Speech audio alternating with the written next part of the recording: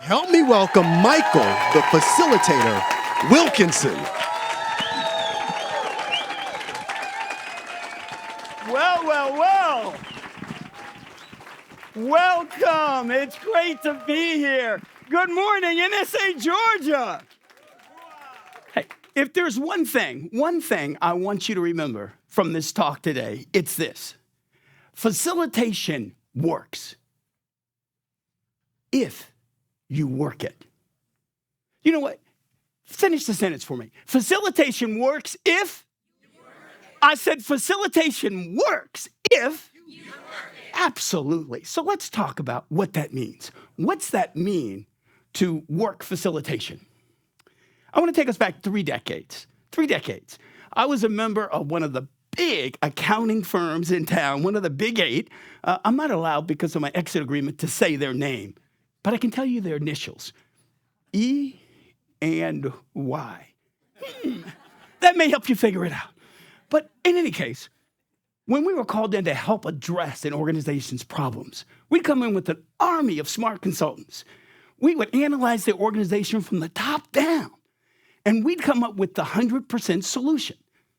They pay us, we go away, because good consultants go away. But when we come back a year later, you know those incredibly comprehensive, brilliant recommendations we came up with? We'd be lucky if 15% was implemented. That's the life of consulting. Well, in my last few years with that organization, we started taking a different approach. Instead of coming in with an army of bright consultants, we brought in dumb people. Well, not really. We came in with just a small group of consultants, and we assembled their team. And we facilitated their team through our process. And they came up with the recommendations. They came up with the things to do to improve. It was their solutions. Now, here's what's interesting. Sometimes they would only come up with the 60% solution. So we would float ideas. Hey, what about this? Oh, that's great. How about this? Oh, yeah. How about this? Oh, no, not here. How about this? No, absolutely not. When it was done, they may only get to the 85% solution. But here's the kicker. We come back a year later, 80% of it would be implemented. 80%. Now check this out. When we created the solution, they only implemented 15%. When they created it, they implemented 80%. What is that all about? What are we, chopped liver? What's the deal here? So why? Why? Because facilitation works if? Absolutely. Let me explain it this way. There's Dr. Robert Zawacki at the University of Colorado. He came up with this formula, ED equals RD times CD.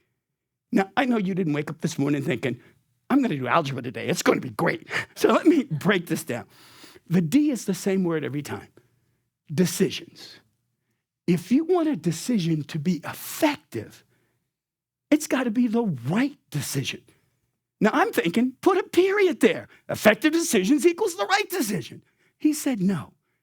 He said times commitment to the decision. Now, think about what that means. Think about it.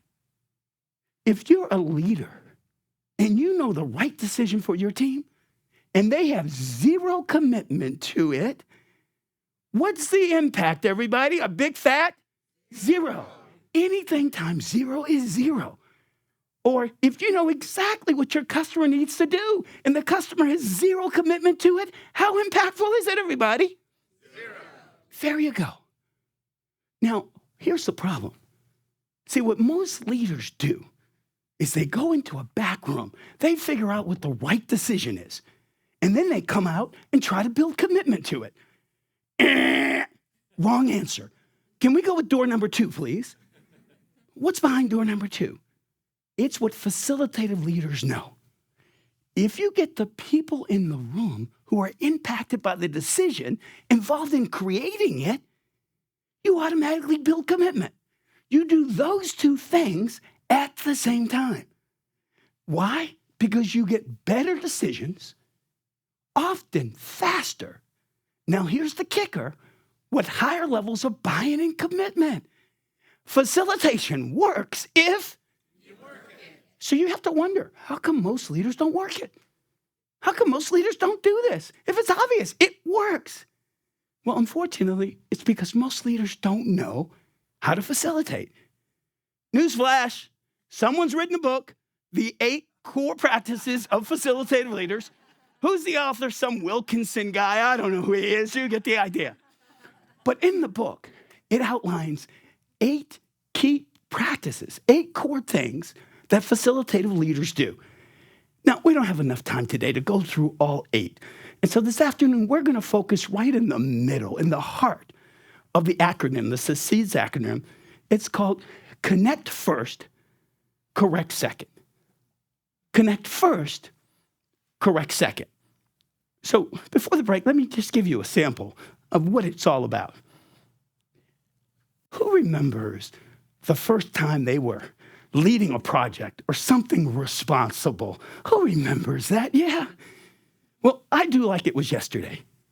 I was asked to be the project manager for some organization. I won't remember how the name of it is, but we were implementing a payroll system in 500 convenience stores across the Southeast. Now, this was the first time I was managing a project. So I wanted that to be the best payroll system implemented in the history of man. I mean, I was working until 8, 9, 10 o'clock every single night. Well, we were nearing the end of month 1. And the CFO, the sponsor of the project, comes into my office and he says this, Michael, you're doing a terrible job. I was just talking to the controller. He doesn't understand how this new payroll system is going to update the balance sheet accounts. Would you get on the stick and do your job? Then he walked away. Yeah. You may have heard of the Harvard School of Management, maybe the Stanford School of Management. This guy, he clearly comes from the Seagull School of Management, right? You know what seagulls do? They fly in, make a lot of noise, dump on everybody, and then fly out. Now, I've been truly upset only 4 times in my life. I was livid. This ungrateful so-and-so, here I am busting my butt, and he's going to, let me calm down. See, for those who don't know systems, in a 6-month project, the update to the payroll system is called an interface. You design those in month 2. You implement them in month 5. We were at the end of month 1, and he was busting my butt about something we hadn't even done yet. We hadn't gotten to. I mean, it was just, okay. It was 30 years ago, and I still get a little worked up when I think about it. But consider this. Consider this. Suppose he had come into my office, and he had said, you know, Michael, I know you're really working hard on this project, and I appreciate the time you're putting in. I need you to do something for me, though. And would you put it at the top of your priority list? Would you sit down with the controller? He's upset. He doesn't understand how this new payroll system's going to update the balance sheet accounts. Just sit down with him, get him comfortable. Could you do that for me? What would have been my answer, everybody? Sure, yeah, I can do that. He was delivering the same message. You're not doing something I need you to do. So why the different reaction? Because he connected first, corrected second. He let me know he saw me. He saw the value in what I was doing. And by connecting first, he then explained what I needed to do to make it better.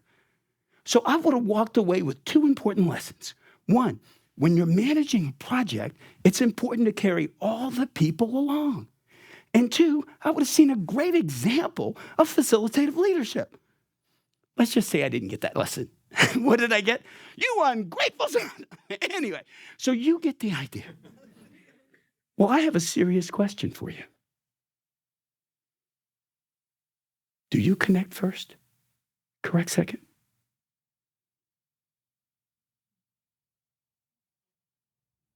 Think about the leaders in your organization. Do they connect first? Correct second?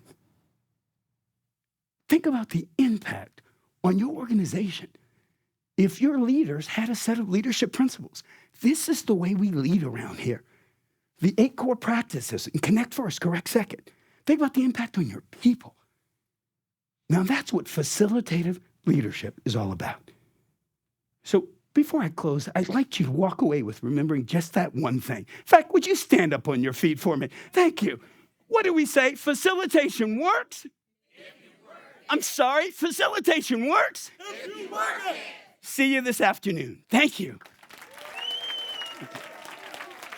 Thank you.